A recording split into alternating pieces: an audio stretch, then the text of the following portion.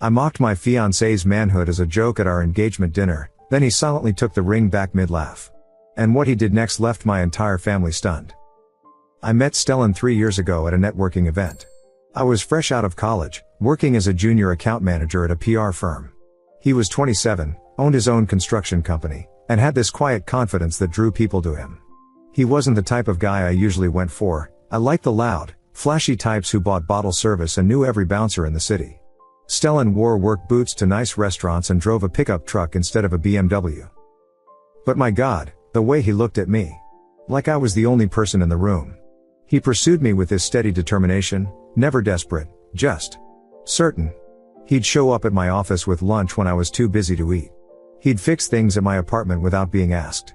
He introduced me to his world, sunrise hikes, family barbecues, Sunday dinners with his immigrant parents who barely spoke English but welcomed me like a daughter. I fell for him. Or at least, I thought I did. The truth? I fell for the security he represented. My friends were jealous. Here was this built, successful man who owned property at 27, who talked about retirement plans and kids' college funds. Their boyfriends were still trying to make it as DJs or lived with roommates. Stellan had his SHT together. We moved in together after a year. He bought us a condo, paid the down payment himself, put my name on it too. We're a team, he said. I posted the keys on Instagram with #blessed, #luckygirl, he built me home. That's when things started to shift. Or maybe that's when I started showing my true colors. See, Stellan worked long hours. Construction meant early mornings and exhausted evenings. Meanwhile, my PR job was all about networking, which meant happy hours, launch parties, club openings. He never complained when I went out, just asked me to text when I got home safe.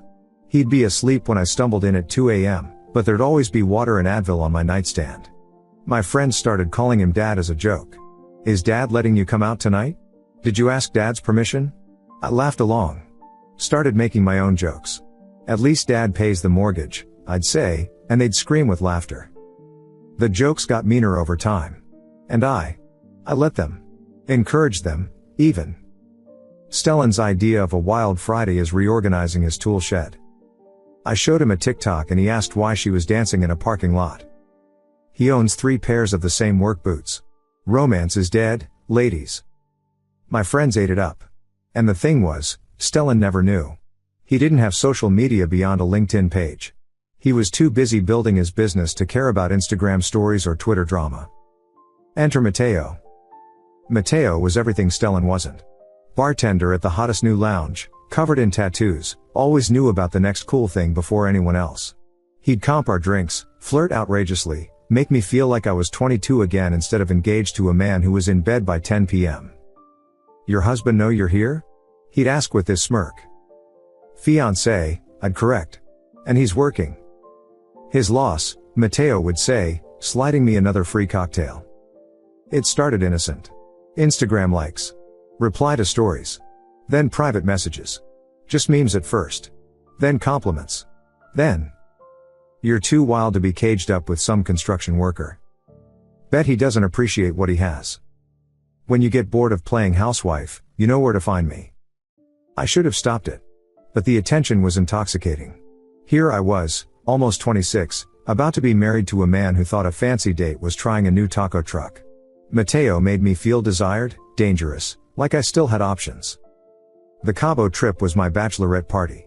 5 girls, 4 days, all-inclusive resort. Stellan paid for the whole thing, his wedding gift to me, he said.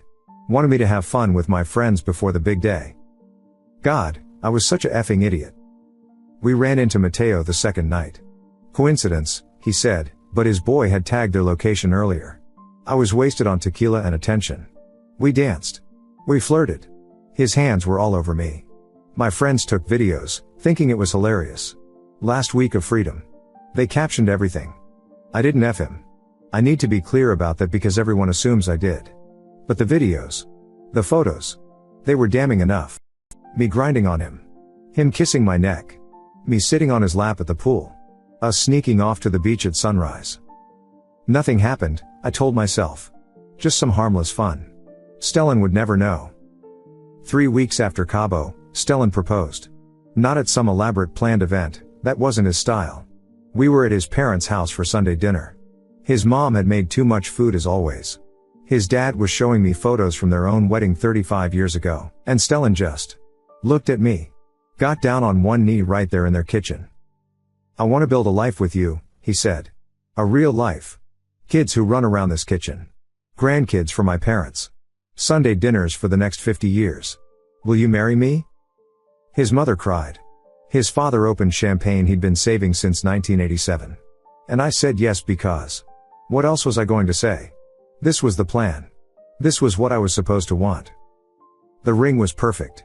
Not trendy or flashy, a classic solitaire, high quality, the kind that would look elegant in 30 years.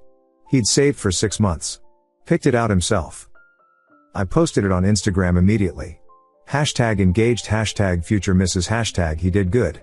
The likes poured in. The comments about how lucky I was. How he was one of the good ones. How they wished their boyfriends were more like Stellan.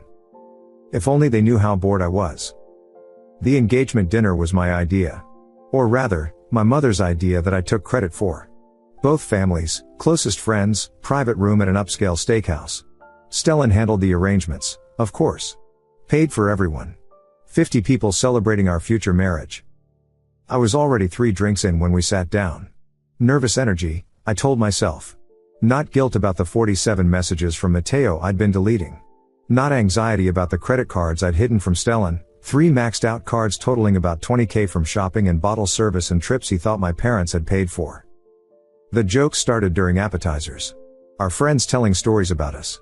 His groomsmen talking about how he'd changed since meeting me. Stellan actually knows what Pinterest is now. He asked me what contouring meant last week. Everyone laughing, including him.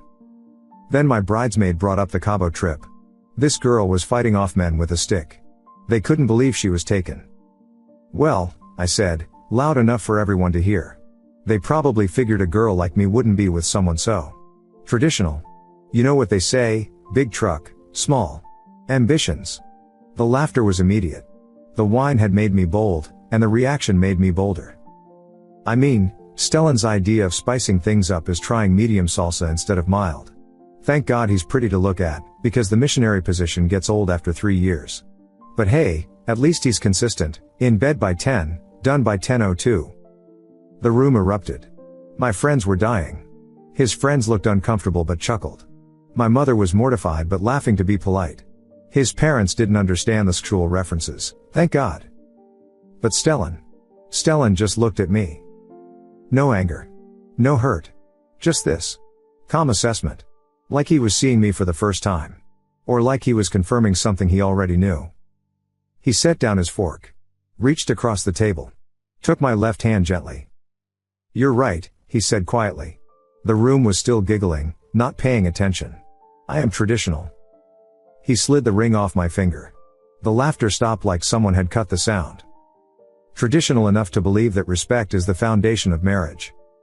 He stood up, pocketed the ring, and picked up his champagne glass. Tapped it with a knife. The crystal rang like a bell. "I want to thank everyone for coming tonight," he said, his voice carrying easily through the silent room. "I know you all cleared your schedules to celebrate our engagement. But plans change." My heart was hammering. "Stellan, I was just joking." "I know," he said. "You've been joking for a while now. The jokes about my job. My clothes. My family. My performance in bed, apparently. All very funny." He pulled out his phone, connected it to the room's TV screen. "I thought maybe I didn't have a sense of humor. So I documented some of your jokes. To understand them better." The first screenshot appeared. My group chat. Stellan's in bed by 9 like the geriatric he is. Matteo's at the club. Guess where I'm heading? Then another. At least he's good with his hands. Just not in the way that matters. Another. Sometimes I watch him sleep and wonder if this is it. If this is my whole life. The room was tomb silent. My mother gasped. His mother said something in Greek that didn't sound blessed. "But jokes are meant to be funny for everyone, right?" Stellan continued. "So let me share some really hilarious content from your Cabo trip." The video started. Me grinding on Matteo. His hands on my sauce. Me throwing my head back, laughing. The camera catching my engagement ring as I ran my hands through Matteo's hair. "That's not," I started. "Not what?" he asked. "Not your bachelorette party I paid for?" Not your friend Mateo who you've been texting daily since we got engaged? More videos. Me on Mateo's lap. Us on the beach at sunrise. Him carrying me into the water, my legs wrapped around his waist. Nothing happened, I blurted out. I know, Stellan said. Mateo was very clear about that when I called him last week. He was also very apologetic. Said he didn't know you were engaged until after Cabo. Funny how you forgot to mention that. My best friend started recording. I wanted to die. But the best joke, Stellan said, is this one. New screenshots. My credit card statements. 20,000 in debt. Charges at clubs, boutiques, restaurants I'd told him were work events.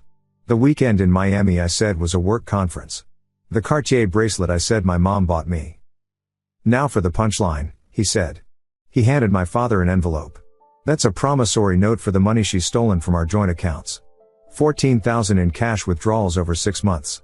I'm sure you'll want to handle this quietly. My father's face was purple. My mother was crying. The condo's already sold, Stellan continued. I moved my things out last week when you were at your sister's. The wedding venue knows there's no wedding. Your name's off my insurance, my bank accounts, everything. Oh, and Paula? My boss's wife looked up from her phone where she'd clearly been texting him. Her company card charges from the last 8 months are in that folder too. The ones she expensed as client entertainment? They're all from when she was with her friends. Or Mateo. I stood up. You effing idiot. You've been planning this? For 2 months, he said calmly. Since you came back from Cabo. You left your iPad logged into your messages. I wasn't snooping, you asked me to check your email. But the notifications kept popping up. Mateo asking when he could see you again. Your friends laughing about your boring builder boyfriend. You complaining that I was too stable. Too predictable. He finished his champagne. You said I had small ambitions. But ambition isn't about being flashy, agape Mo. It's about building something real. Something that lasts. And you're not built to last. You can't just humiliate me like this. I'm not humiliating you. I'm just sharing your jokes with a wider audience. I thought you liked an audience. He turned to address the room. I apologize for the deception. But I needed witnesses. Good, credible witnesses. Because we all know how stories get twisted on social media. How victims become villains. So thank you all for coming to what turned out to be my liberation dinner. He pulled out cash, left it on the table. Dinner's covered. Order whatever you want. Celebrate whatever you'd like, the end of my engagement, the beginning of my new life, or just good wine on a Friday night. He looked at me one last time. You mocked what's in my pants, so I showed you what's in my plans. Turns out size doesn't matter when you know how to use what you've got. Then he walked out. Calm. Controlled. Devastating. The room exploded the second the door closed. My mother screaming at me. My father on the phone with his lawyer. Paula's husband texting furiously. My friends torn between comforting me and posting the drama. I ran to the bathroom and threw up. When I came back, half the room had left. The other half was staring at me like I was Road KL. It was just jokes, I kept saying. I didn't mean any of it. But I did. That was the worst part. I meant every cruel word. Update 1, posted 3 days later. I know everyone's dying for an update, and honestly, my life has imploded so spectacularly that I might as well document it for. I don't know. Catharsis? Warning to others? Proof that karma is real and she's a bigger BCH than I ever was? First, let me address the comments. Yes, I know I'm trash. Yes, I deserved it. Yes, Stellan is a legend and I'm an idiot. Yes, I should have effed Mateo since I got burned anyway, I didn't, but apparently that doesn't matter anymore. The video from my best friend went viral on TikTok. 2.3 million views and counting. The comments are brutal. Someone found my Instagram and leaked my handle. I've had to go private after getting thousands of DMs calling me every name imaginable. My favorite was smallest ambitions, biggest consequences. That one stung. But here's what's happened since Friday. My parents made me come home that night. The ride was silent except for my mom crying. When we got home, my dad said one thing, you're going to pay back every cent you stole, and then you're going to figure out your life. We're done enabling you. They're making me sell everything. The Cartier bracelet. The designer bags. The shoes. Everything I bought with stolen money. My mom inventoried my closet like she was cataloging evidence. Which I guess she was. Saturday morning, Paula called. Well, Paula's lawyer called. I'm fired, obviously. But more than that, they're pressing charges for the corporate credit card fraud. Apparently, using a company card for personal expenses over $10,000 is a felony. My dad's lawyer is trying to negotiate a repayment plan to avoid prosecution, but Paula is upset. Turns out her husband showed her my Instagram, where I'd posted photos from dinners I expensed, tagging them #workperks #bossgirllife. The condo is gone. Stellan wasn't lying, he'd already sold his share to his business partner. Since he'd put down 80% and paid 90% of the mortgage, I walked away with $4,000. $4,000 for a $400,000 condo. My dad's lawyer says I'm lucky to get that. But here's the part that really effed me up. Stellan had been planning this for 2 months. Every sweet text, every normal dinner, every time we had sex, which yes, was good, I lied about that too, he knew. He was gathering evidence and acting completely normal. His best friend reached out to my friend. Apparently, Stellan hired a forensic accountant to trace the money. A forensic accountant. He documented everything, every lie, every theft, every cruel message. He has recordings of me talking him to my friends. Legal recordings, because we were in public. The man I called boring and predictable orchestrated the most savage takedown I've ever seen. And he did it so calmly.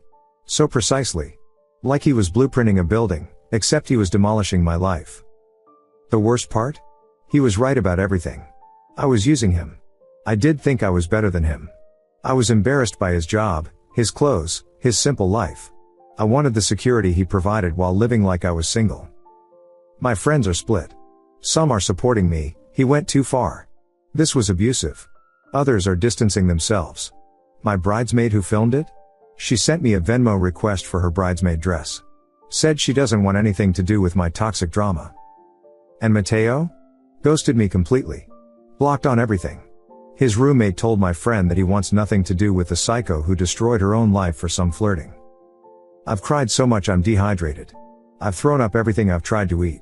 I keep replaying that dinner, wondering if I could have stopped it. But the truth is, it was already over.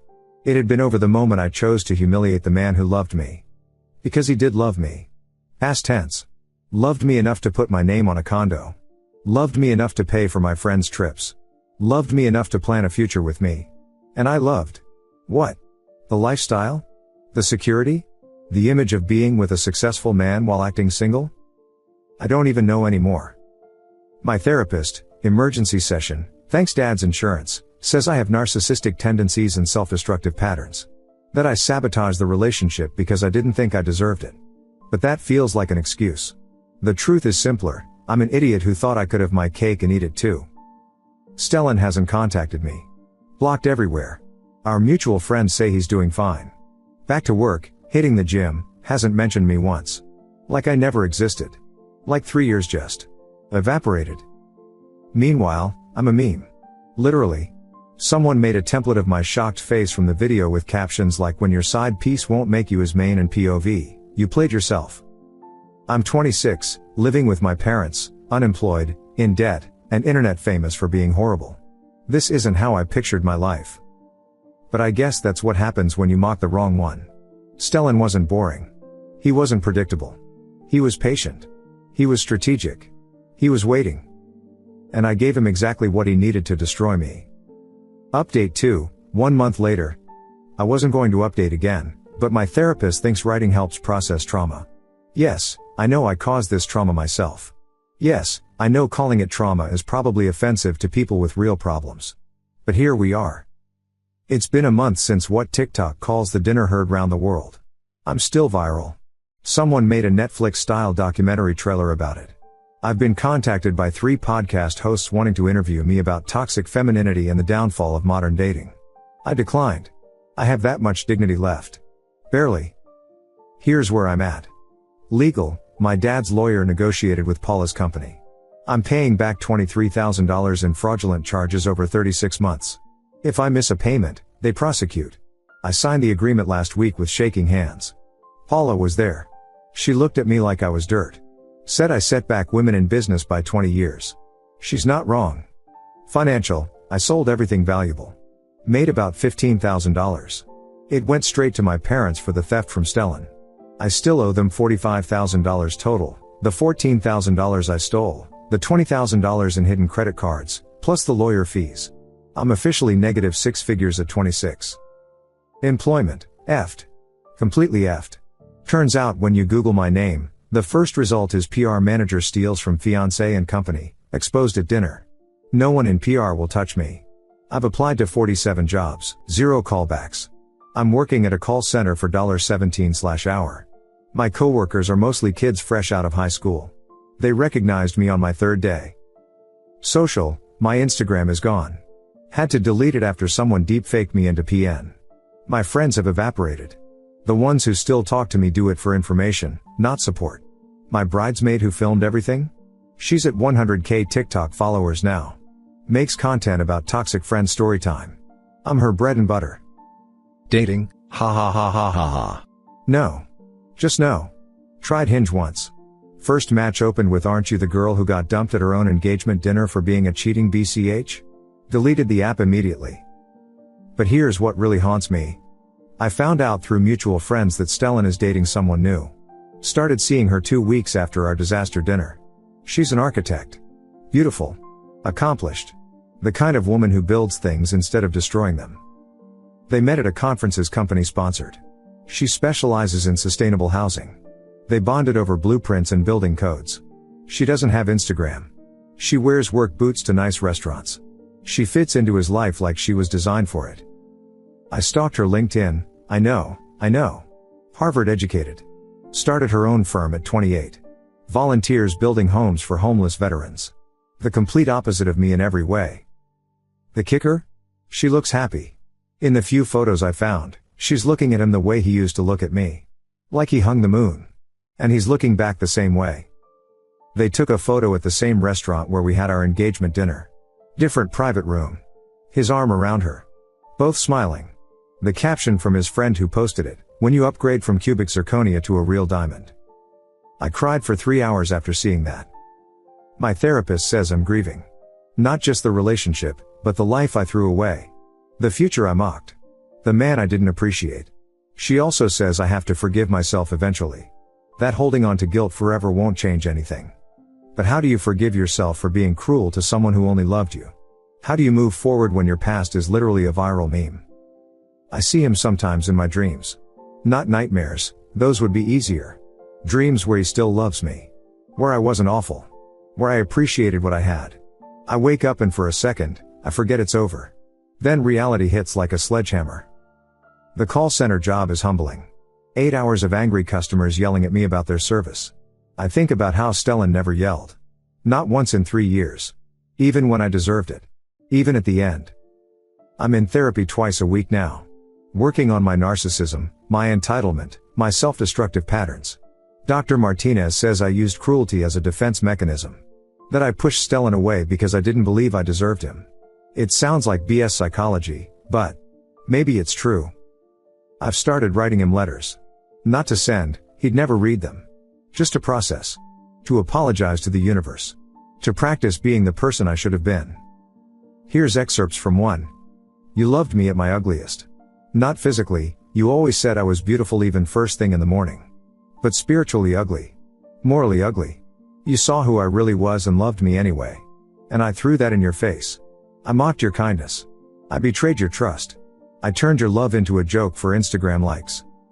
I called you boring, but you were stable. I called you predictable, but you were reliable. I called you traditional, but you were loyal. Every quality I mocked was actually what made you amazing. And now another woman gets to appreciate what I couldn't see. I hope she makes you laugh. I hope she fits into your family dinners. I hope she loves your work boots and your pickup truck and your 10 p.m. bedtime. I hope she builds a life with you. The life I was too stupid and selfish to want. I'm sorry. Not the performative sorry I would have given to get out of trouble. Real sorry. Soul deep sorry. The kind of sorry that keeps me up at night. The kind that makes me understand why you had to expose me. Because if you hadn't, I would have kept hurting you. And you deserved better. You always deserved better. I'll never send these letters. But writing them helps. Makes me feel almost human again. Tomorrow marks 30 days at the call center. 30 days of rebuilding from nothing. 30 days of facing who I really am. 30 days of living with the consequences of my choices. 2,555 days left on my repayment plan. Then maybe I can start fresh. Maybe in a new city where no one knows my face from TikTok. Where I can be better. Where I can be the kind of person who deserves love. Or maybe not. Maybe this is just who I am. The villain in someone else's success story. The cautionary tale mothers tell their daughters. The girl who had everything and threw it all away for some attention from a bartender who forgot my name the moment things got complicated. Either way, I'm living with it. One minimum wage day at a time. Final update, 6 months later. This will be my last update. I need to close this chapter, and you all need to stop DMing me asking if I've learned my lesson yet. Spoiler, I have. The hard way. The public way. The viral way. First, the logistics everyone keeps asking about. Job, still at the call center. Got promoted to shift supervisor last month. $19.50/hour now. It's not PR, but it's honest work. My manager doesn't know about my past. I'd like to keep it that way. Debt, down to $38,000. I've been putting every extra penny toward it. No going out. No shopping. No life, really. Just work, home, repeat. Living like the boring person I accused Stellan of being. The irony isn't lost on me. Living situation, still with my parents. We found a rhythm. I cook dinner most nights. Clean on weekends. Contribute to bills. It's humbling at 27, but I'm grateful they didn't kick me out entirely. Social media, still gone. Permanently. I have a LinkedIn for job hunting and that's it. Sometimes I miss the dopamine hits of likes and comments. Then I remember what those likes cost me. Dating, had coffee with a guy from my therapy group last month. He seemed nice. Then he Googled me and sent a text, "You're that girl from the video." Sorry, I can't deal with that baggage. Fair enough. I'm not ready anyway. But here's why I'm really updating. I saw Stellan last week. I was at the grocery store, buying the same safe ingredients for the same meal prep I do every Sunday.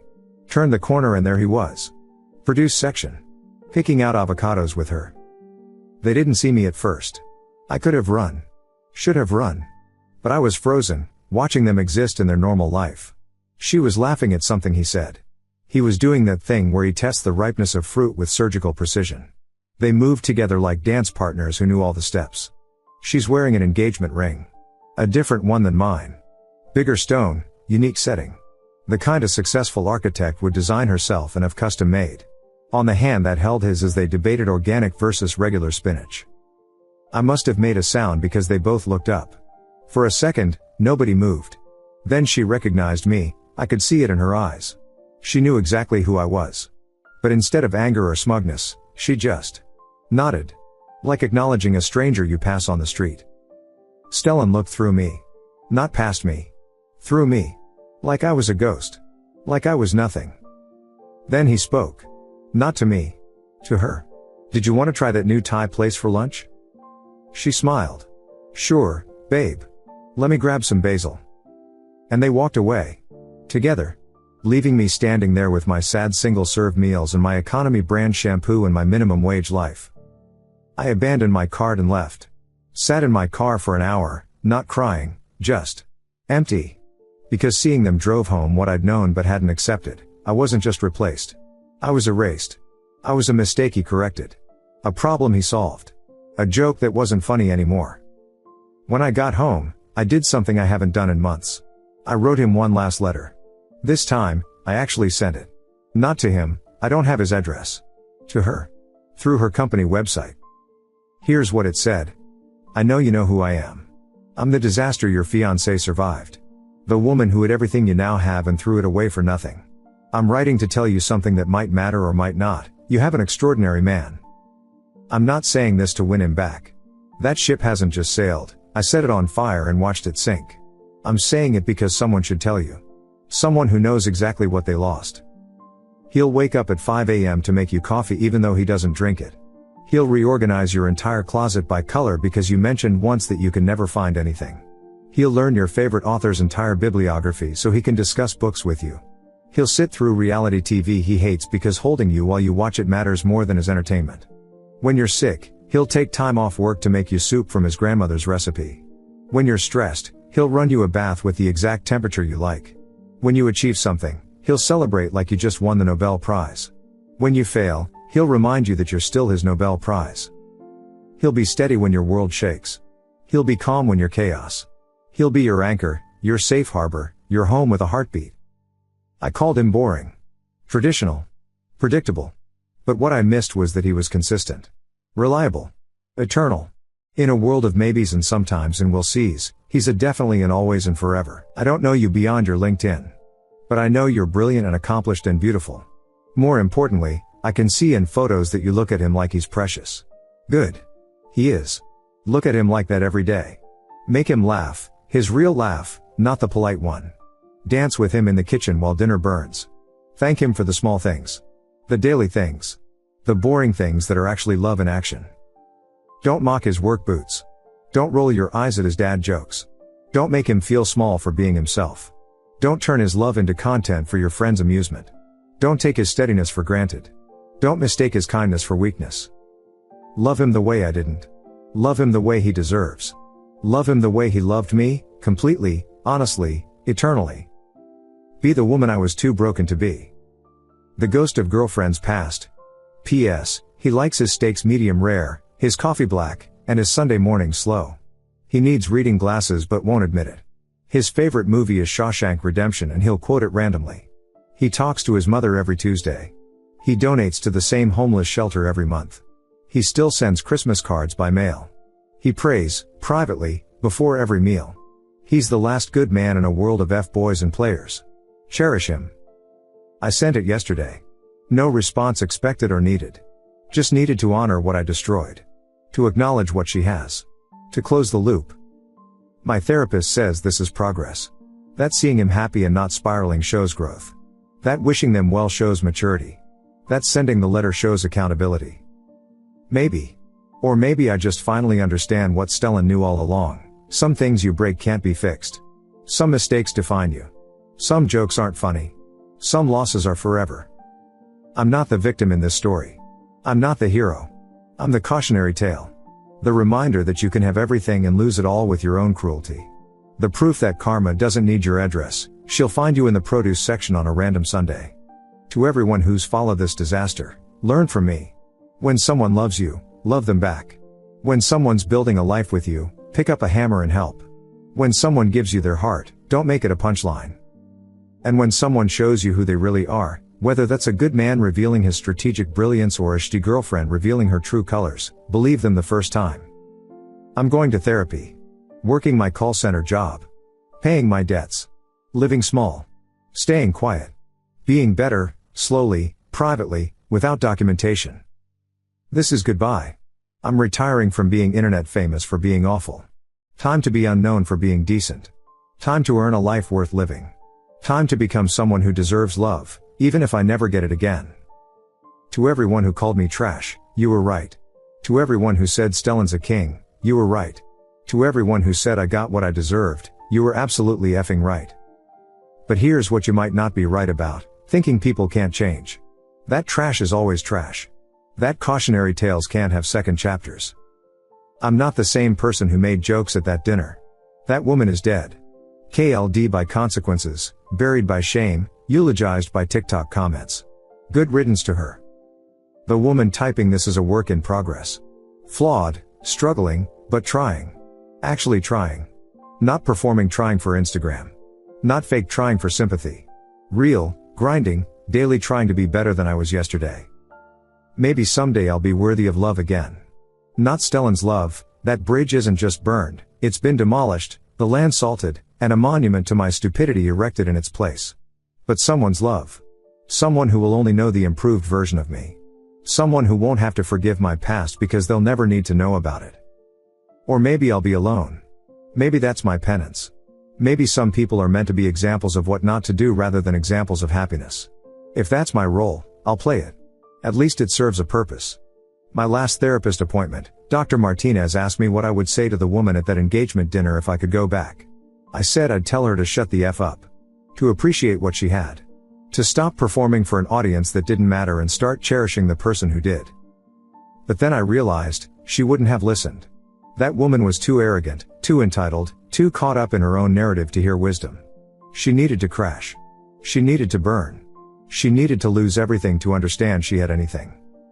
So maybe Stellan did me a favor. Not in a blessing in disguise BS way, but in a surgical removal of cancer way. He cut out the rot before it could spread further.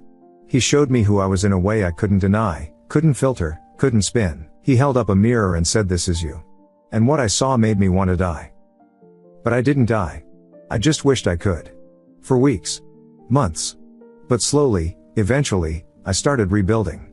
Not my image, that's gone forever. Not my social life, those people only like the performance anyway. But my actual self. The person underneath all the jokes and cruelty and desperate need for validation. Turns out she's not much. Just a scared girl who thought being mean made her interesting. Who confused attention with affection. Who mistook stability for boredom and chaos for passion. Who had gold and traded it for glitter. But at least she's real. At least she's trying. At least she knows what she lost and why she lost it. At least she won't make the same mistakes again because she can't afford to, literally and figuratively. I know most of you follow this story for the drama. For the schadenfreude. For the justice boner of watching a BCH get served. And I gave you all that, didn't I? The viral video. The public humiliation. The complete life implosion. The ex thriving with someone better. The poetishly just consequences. You're welcome for the entertainment. But I hope someone out there reads this and sees more than just a villain getting her comeuppance. I hope someone sees themselves in my cruelty and chooses kindness instead. I hope someone looks at their partner tonight and appreciates them instead of mocking them. I hope someone learns from my mistakes instead of repeating them. Because that's all I am now, a mistake other people can learn from. A reminder that your actions have consequences. A proof that you can't treat people like SHT and expect them to stick around. A warning that the internet is forever and so is regret. Stellan, if you ever read this, which you won't, because you've moved on like a healthy person, thank you. Thank you for loving me when I didn't deserve it. Thank you for trying to build something with someone too broken to appreciate it. Thank you for ending it with more grace than I ever showed you. Thank you for the lesson, even though it came at your expense. And to her, the woman who got the man I threw away, congratulations. Not sarcastically. Genuinely. You won. You got the prize I was too stupid to value. The partner I was too cruel to cherish. The life I was too shallow to want. Enjoy every minute of it. You've earned it by being what I couldn't be, worthy of him. To everyone else reading this, stop following my disaster and go appreciate someone in your life. Text your partner something kind. Thank them for something small. Choose building over destroying. Choose love over likes. Choose the person in your bed over the strangers in your DMs. Don't be me. Don't become a cautionary tale.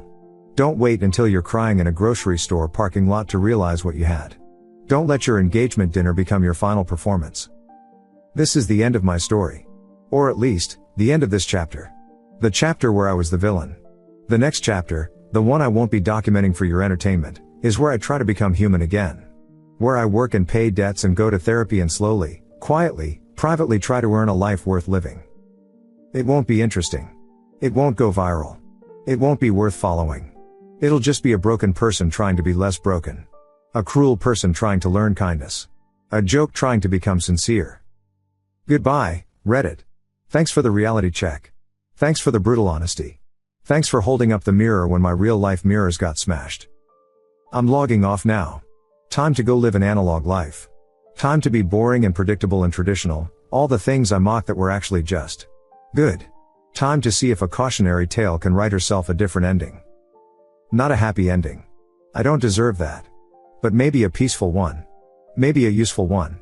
Maybe one where I help someone else avoid my mistakes. Maybe one where I finally become someone worth knowing, even if no one ever knows it but me. Take care of each other. Appreciate what you have. Don't wait until it's gone to realize it was everything. And for the love of God, don't make jokes about your partner's DK at your engagement dinner. Trust me on that one. The artist formerly known as the worst fiancé ever. P.S. To all the women who'd me saying I'm setting feminism back or giving men ammunition against us, I'm not representing women. I'm representing idiots. Idiots come in all genders. I just happen to be the idiot in this story. Don't let my effuke paint your entire gender. We're not a monolith. Some women are amazing partners. I just wasn't one of them. P.P.S. To all the men who'd me with red pill BS about how all women are like me, no. They're not. I'm an outlier. A disaster. An exception. Don't use my cruelty as an excuse to hate half the population. Find someone like Stellan's new fiancé, someone who builds instead of destroys. They exist. I just wasn't one of them. Final thought, maybe the best apology is changed behavior. Maybe the best revenge is living well. Maybe the best ending is no ending at all, just a person quietly getting better, day by day, without documentation or validation or viral moments.